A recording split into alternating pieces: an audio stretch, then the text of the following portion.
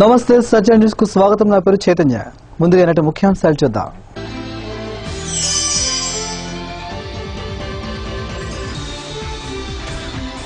ప్రతి మహిళ ఆర్థికాభివృద్ధి సాధించేందుకు తెలుగుదేశం తోడ్పడుతుంది.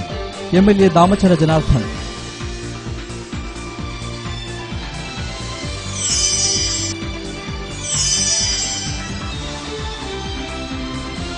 వైవి సుబ్బారెడ్డి చారిటబుల్ ట్రస్ట్ వారి జాబ్ మేళాను సద్వినియోగం చేసుకోండి. వైఎస్ఆర్సీపీ రాష్ట్ర అధికార ప్రతినిధి భక్తుల బ్రహ్మానందరెడ్డి.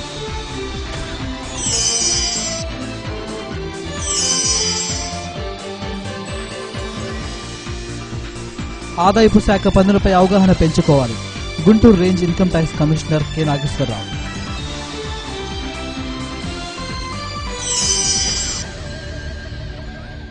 హోలీ హోలీ రంగోలీ అంటూ హోలీ పండుగను నగరంలో కలర్ఫుల్ గా జరుపుకున్నారు. రంగులు చల్లుకుంటూ ఆనందంగా కేరింతలు కొట్టారు. చిన్న పెద్ద తేడా లేకుండా రంగులు చల్లుకుని ఆత్మీయతను చాటుకున్నారు. జీవితం రంగులమయం కావాలనే ఆకాంక్షతో హోలీని జరుపుకున్నారు. హోలీ సంబరాలను మనము తిలకిద్దాం.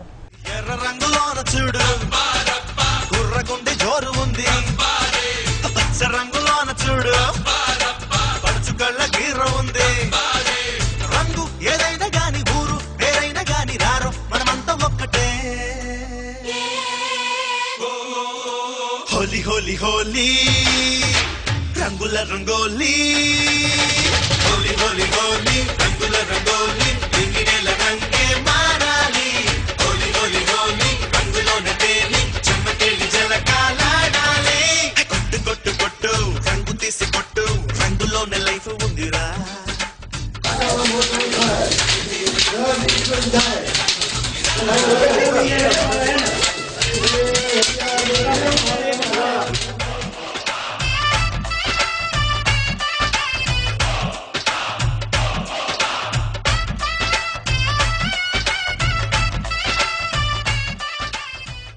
ప్రతి మహిళ ఆర్థికాభివృద్ధి సాధించే విధంగా తెలుగుదేశం పార్టీ ప్రత్యేక చర్యలు చేపట్టిందని ఒంగోలు ఎమ్మెల్యే దామచల జనార్దన్ అన్నారు. పీడీసీసీ కార్యాలయం సమీపంలో ఏర్పాటు చేసిన డ్వాక్రా బజార్ ను ఎమ్మెల్యే దామచల జనార్దన్ ప్రారంభించి అక్కడ ఉన్న స్టాల్స్ ను సందర్శించారు. ఈ సందర్భంగా ఆయన మాట్లాడుతూ ప్రతి ఒక్కరూ డ్వాక్రా ఉత్పత్తులను కొనుగోలు చేసి వారిని ప్రోత్సహించాలన్నారు. అంతకుముందు కార్పొరేషన్ కార్యాలయంలో ఏర్పాటు చేసిన జీవనోపాధుల కేంద్రాన్ని ఆయన ప్రారంభించారు.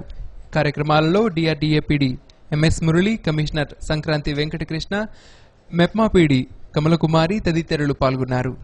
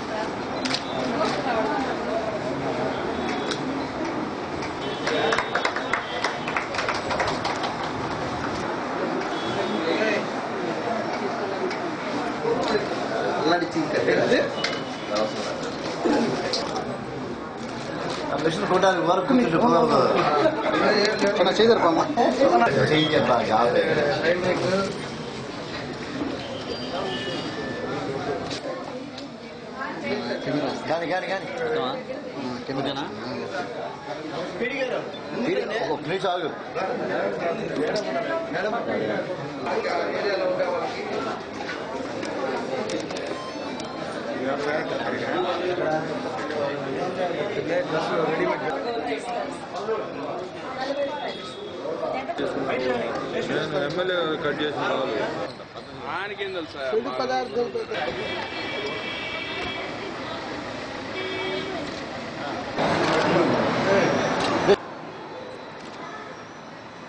మహిళలు కూడా ఏదో ఒక టాలెంట్ తోటి అందరూ కూడా బయటకు వస్తున్నారు. ఈరోజు టైమింగ్ కానీ దాని కూడా షాప్స్ అన్ని ఓపెన్ చేశాం. ఎవరికి వాళ్ళు ట్రైనింగ్ చేస్తున్నారు, బ్యూటీ పార్లర్లు ఉన్నాయి.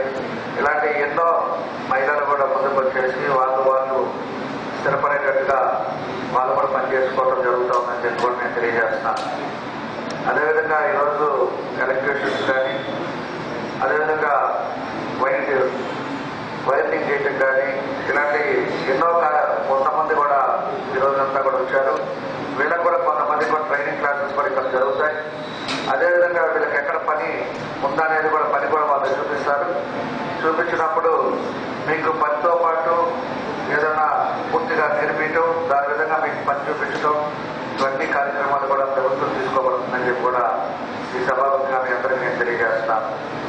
మనం చూసుకుంటే నిన్న కూడా మన ఈ ఆఫీస్లోనే కాల్ సెంటర్ ఒకటి పెట్టాము.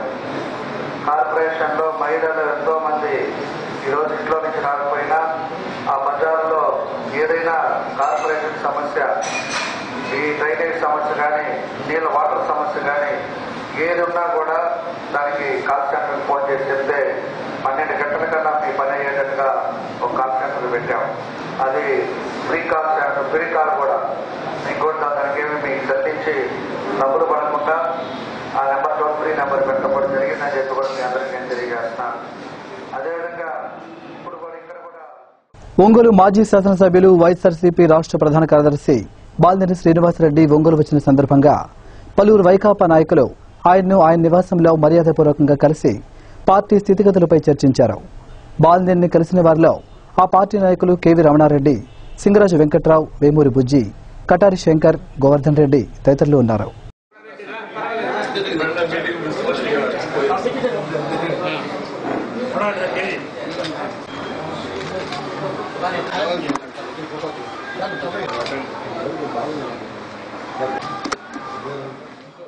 ఆదాయపు శాఖ పన్ను చెల్లింపుపై అవగాహన పెంచుకోవాలని ఆ శాఖ గుంటూరు కమిషనర్ కె నాగేశ్వరరావు అన్నారు.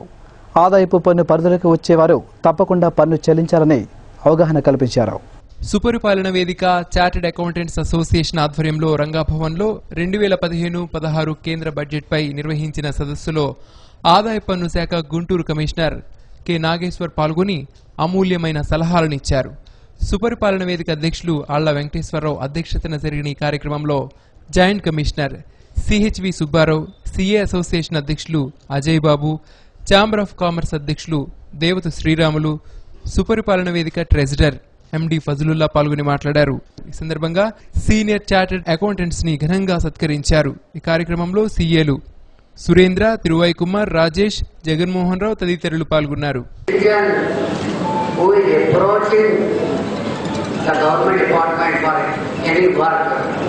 ఆయన గారు ఏం చేయాలి, ఆయన అప్లికేషన్లో ఏం పెట్టాలి, ఏం జత చేయాలి, అప్లికేషన్తో పాటుగా దాన్ని క్లారిటీ ఉండాలి. అది అప్లికేషన్ పెట్టిన తర్వాత దానికి ఒక టైం లైన్ ఉండాలి. ఏ టైం లైన్లో ఆ పని పూర్తి అవ్వాలి. ఆ పని పూర్తి కాకపోతే దాని రీజన్ ఇన్ఫార్మ్ చేయాలి ఆ citizen. Take for example ration card, simple thing I'm talking. Ration card ఉంది, రేషన్ కార్డు కోసం అప్లై చేస్తున్నారు. ఎక్కువగా ఇప్పుడున్న ప్రజలు ఈ ఆగస్ట్ గ్యాదరింగ్లో మీ అందరికీ రేషన్ తీసుకోవడం కోసం రేషన్ కార్డు అప్లై చేయకపోవచ్చు. బట్ అది one of the important identity. But for food sector it is one of the major livelihood. వాళ్ళకి రేషన్ కార్డు కావాలి. కలిసి ఉద్యమాన్ని మరి అన్నా హజారే గారు స్టార్ట్ చేసిన ఉద్యమానికి బలపరుస్తూ ఒక వేదికను ఏర్పాటు చేసుకున్నాం. ఈ వేదిక ద్వారా మనం కూడా ఈ సమాజ సేవకు మన వంతు కృషి చేస్తామనే ఆలోచనతో దీన్ని 2011లో రిజిస్టర్ చేయడం, తర్వాత అప్పుడు నవంబర్ నెలలో అప్పటి high court, Allahabad high court 5% by end of year, అంటే మన కన్స్యూమర్స్ ఇండెక్స్ ప్రైస్ 5% కన్నా ఇన్ఫ్లేషన్ రావడానికి లేకుండా గవర్నమెంట్ రన్ చేయాలి, చేస్తాము అన్న ఒక ఇష్యూరెన్స్ మనకి ఇచ్చే బడ్జెట్ లో. రెండోది మన జీడీపీ గ్రోత్. మన బడ్జెట్ మొత్తం కూడా జీడీపీ గ్రోత్ మీదే ఆధారపడి ఉంటుంది. మీకు అందరికీ తెలుసు, last instalment of enter price మార్చి 15 కట్టాలి. సో ఈ అడ్వాన్స్ ట్యాక్స్ ప్రీవియస్ ఇన్స్టాల్మెంట్స్ కట్టకపోయినా ఒక స్టార్ట్ పేమెంట్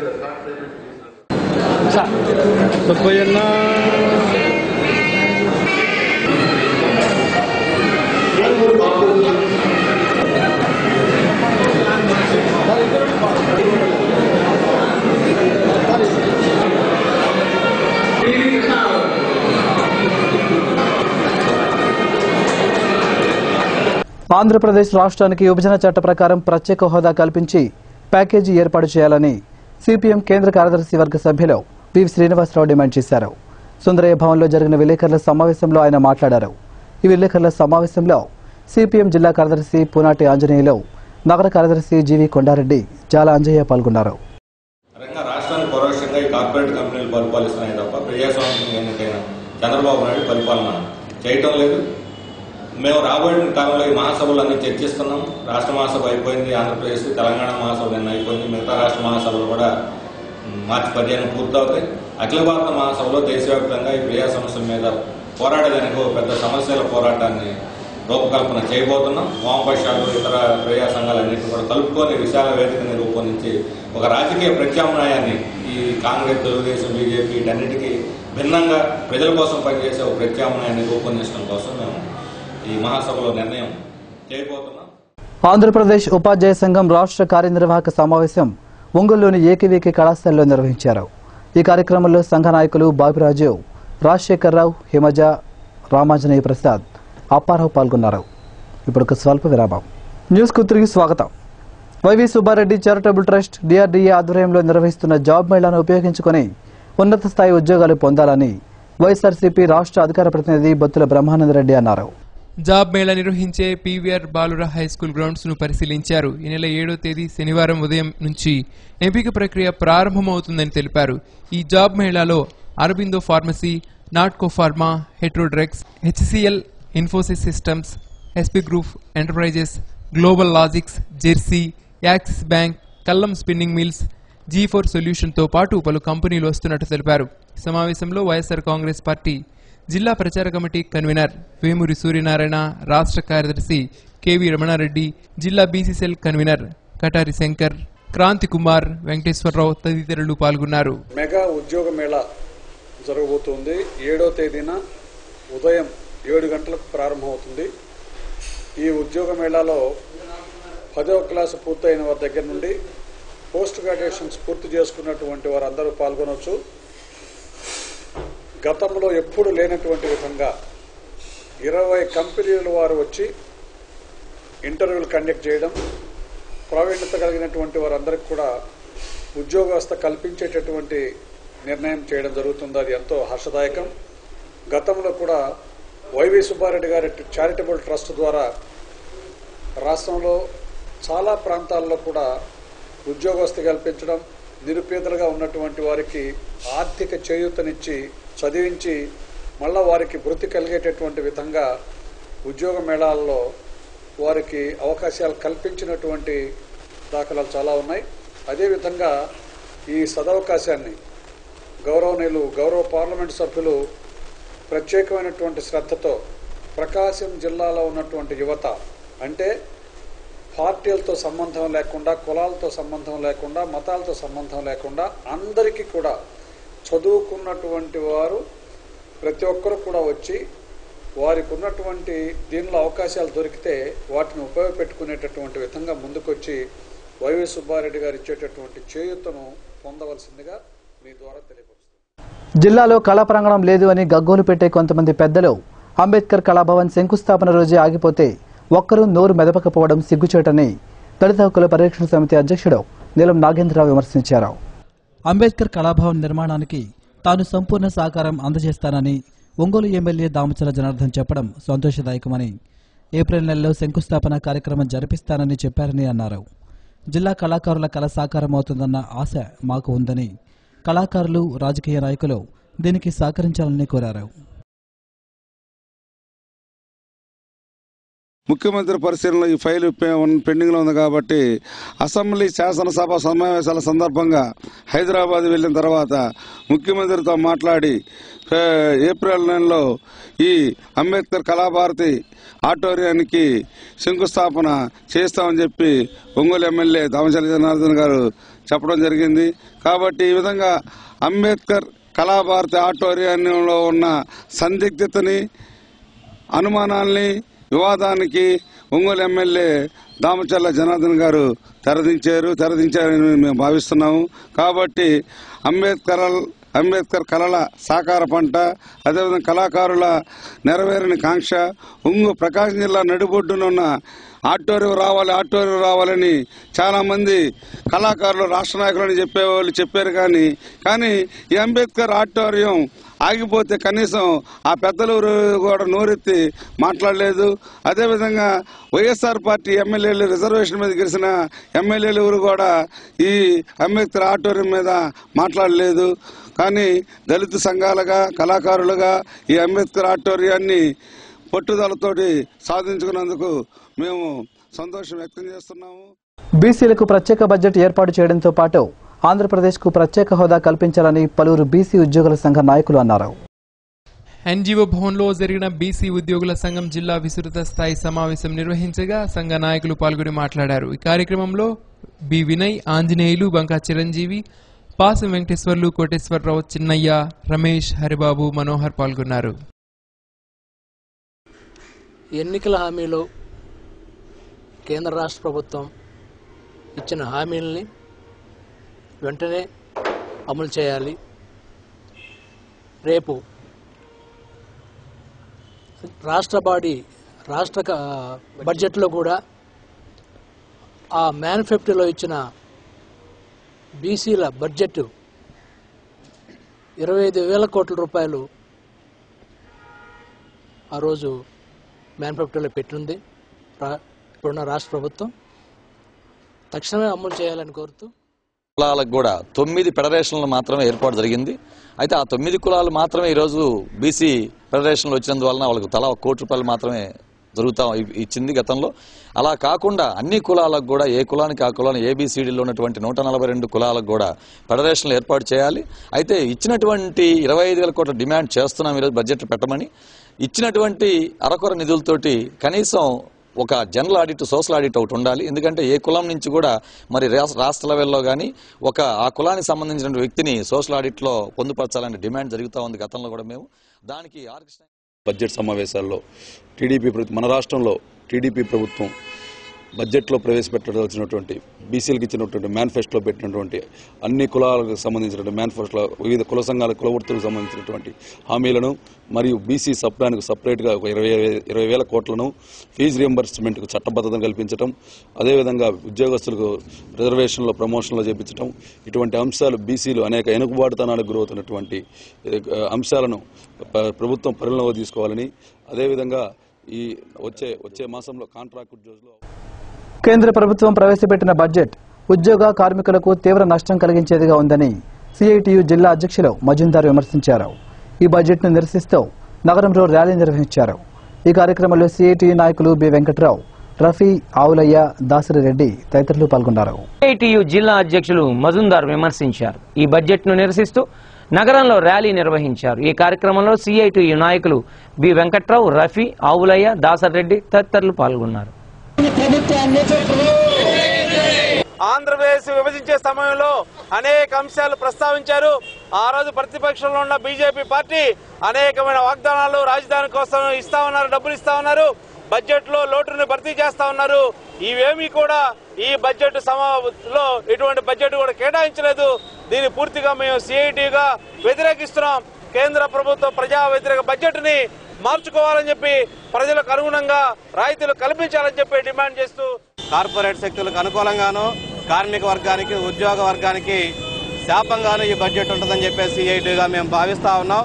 కాబట్టి తక్షణమే ఈ బడ్జెట్ ని పూర్తిగా మార్పులు చేర్పులు చేసి ఎవరైతే మోడీ ప్రభుత్వానికి ఓట్లేసి గెలిపించారో అనేక ఆశలతోటి వాళ్ళ ఆశలు నెరవేర్చే విధంగా ఈ బడ్జెట్ లో మార్పులు చేర్పులు చేయాలని చెప్పేసి మేము డిమాండ్ చేస్తా ఉన్నాం.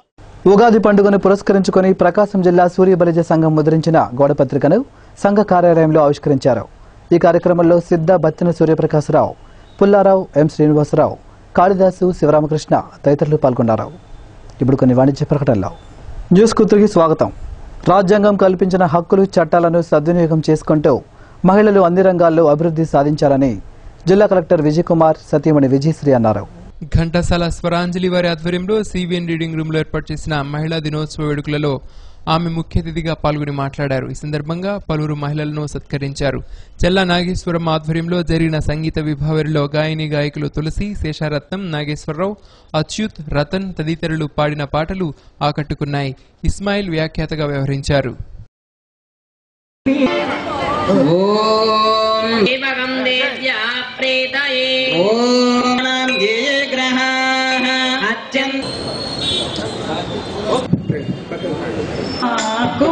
పంచి ప్రాణాలు సైతము పణముగా పెట్టి ప్రాణాలు సైతము పణముగా పెట్టి నన్ను కన్న తల్లి నీవు ధన్య జీవివమ్మ వందనం వందనం నీకు నా అభివందనం వందనం వందనం నీకు నా అభివందనం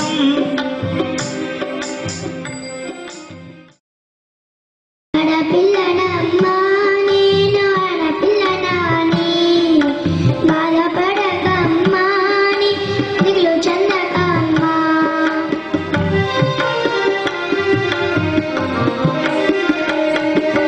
అష్టంలో పుట్టానని అమ్మ కష్టదనంటున్నారా ఈ పాడులో తప్పులో హీనంగా చూస్తున్నారా అడగని అంటున్నారా అడగని చెబుతున్నారా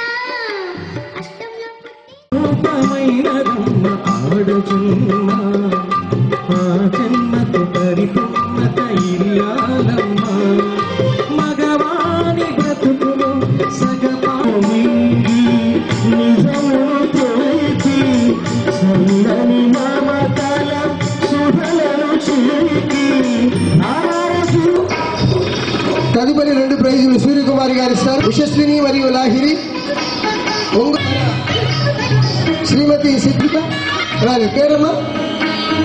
ఇంకొల్లు కోల్డ్ స్టోరేజీలో సరుకు నిల్వలపై రుణాల కేసులో బ్యాంకు అధికారులను బాధ్యులను చేసి అరెస్టు చేయడం తగదని ఎస్బీహెచ్ ఏజీఎం శ్రవణ్ కుమార్ అన్నారు. నగరంలోని ఎస్బీహెచ్లో ఏర్పాటు చేసిన విలేకరుల సమావేశంలో ఆయన మాట్లాడారు. ఈ సందర్భంగా పలు వివరాలను వెల్లడించారు. ఈ విలేకరుల సమావేశంలో బ్యాంకు ఉద్యోగ సంఘం నాయకులు బ్రహ్మానాథరావు, జానకి రామయ్య తదితరులు పాల్గొన్నారు. టోటల్గా కోల్డ్ స్టోరేజ్ వాళ్ళు చేసినటువంటి దుర్వినియోగం వల్ల మా అధికారులు 3 గత 10 రోజుల నుండి ఒంగోలు జైల్లో ఉండడం జరిగింది. దీంట్లో బ్యాంకుకు రూల్స్కు అనుగుణంగానే వాళ్ళు లోన్లు ఇవ్వడం జరిగింది. అంతకుమించి వాళ్ళు స్వతహాగా కానీ వేరే దురుద్దేశంతో కానీ ఏ రకమైన లోన్లు మంజూరు చేయడం జరగలేదు. అన్నీ కూడా బ్యాంకు పరిధిలోని బ్యాంకు రూల్స్కు అనుగుణంగానే చేయడం జరిగింది. బ్యాంక్ ఏమైనా కోల్డ్ స్టోరేజ్ యజమానుల మీద కేసు చేయడం జరగడం వల్ల పోలీసు వారికి అది తప్పుడు సమాచారం ఇచ్చి బ్యాంక్ అధికారులు కూడా అందులోనే ఇన్వాల్వ్ అయ్యారనే ఉద్దేశంతో వీరి మీద కూడా కేసులు పెట్టారు. అయితే ఇది అక్రమం. హైదరాబాద్ నుంచి మేము మా మిత్రుడు శ్రవణ్ కుమార్ అండ్ మా జోనల్ వైస్ ప్రెసిడెంట్ జానకి రామయ్యతో కలిసి మేము ఎవరైతే అరెస్ట్ అయ్యారో అనవసరంగా వాళ్ళని పరామర్శించడానికి వచ్చాము హైదరాబాద్ నుంచి. మేము తెలుసుకున్నది ఏంటంటే ఈ యొక్క కేసులో అధికారులది ఏ విధమైనటువంటి ప్రమేయం లేదు. అందు గురించి వాళ్ళు అరెస్ట్ చేశారు కాబట్టి మా యొక్క విజ్ఞప్తి ఒకటే, ఇలాంటి మా మిత్రుడు చెప్పినట్టు ఇలాంటి అనవసరమైన కేసులు పెడితే మాత్రం ఫ్యూచర్లో రైతులకే ప్రాబ్లం తప్ప వేరేలకు ప్రాబ్లం ఉండదు. మాకేం ప్రాబ్లం ఉండదు. మేము ఇవ్వడానికి కూడా మేము వెనక ముందు అవుతాం రేపొద్దున. కాబట్టి వాళ్ళని అరెస్ట్ చేయడం అనేది చాలా అన్యాయం. దీనికి కారణాలు ఏమైనా ఉండొచ్చు. మేము మా నామ్స్ ప్రకారమే ఫైనాన్స్ చేసామనేది మాత్రం వాస్తవం. మా నామ్స్కు విరుద్ధంగా ఏది ఫైనాన్స్ చేయలేదు, అన్నీ సక్రమంగానే ఉన్నాయి. అందువలన వెంటనే బేషరతుగా వాళ్ళని రిలీజ్ చేయాలనేది యాజ్ ఏ యూనియన్స్గా మా డిమాండ్. అందువలన దీనికి తక్షణమే ఇది ఈ రోజున ఒక స్టేట్ బ్యాంక్ ఆఫ్ హైదరాబాద్ సమస్య కాదు. ఒంగోలులో ఉన్నటువంటి అన్ని బ్యాంకులు ఈ కోల్డ్ స్టోరేజ్ ఫైనాన్స్ చేస్తున్నాయి. వీటిలో విచారణ చేసి కేశవస్వామిపేటలో వేంచేసి ఉన్న శ్రీ ప్రసన్న చెన్నకేశవ స్వామివారి దేవస్థానం ప్రాంగణంలో మహాసరస్వతి యాగం 7వ తేదీ ఉదయం 10 గంటల నుండి నిర్వహిస్తున్నట్లు ఆలయ ఈవో ఆళ్ల శ్రీనివాసరెడ్డి తెలిపారు. ఈ యాగంలో పాల్గొన్న విద్యార్థులకు మహామంత్రోపదేశం, అమ్మవారి కంకణాలు, ప్రసాదం ఇవ్వనున్నట్లు చెప్పారు. సాయంత్రం 6 గంటలకు రాజలక్ష్మి అమ్మవారికి ప్రత్యేక పూజలు, పల్లకీ సేవ నిర్వహిస్తున్నట్లు తెలిపారు. సత్యాన్ని న్యూస్ ముగించే ముందు ముఖ్యాంశాలు మరోసారి.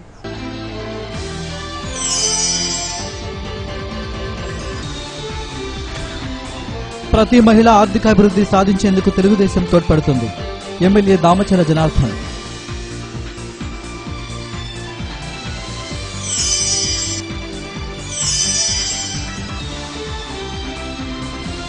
వైవి సుబ్బారెడ్డి చారిటబుల్ ట్రస్ట్ వారి జాబ్ మేళాను సద్వినియోగం చేసుకోండి. వైఎస్ఆర్సీపీ రాష్ట్ర అధికార ప్రతినిధి బత్తుల బ్రహ్మానందరెడ్డి.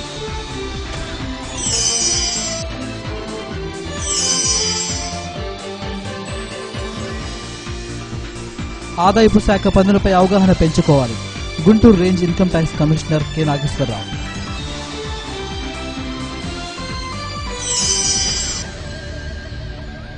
సత్య న్యూస్లో నేటి మాట. తెలివితేటలు పెరగాలంటే మొదటిగా అన్నింటినీ ప్రశ్నించాలి, చివరిగా అన్నింటితోనూ రాజీ పడాలి.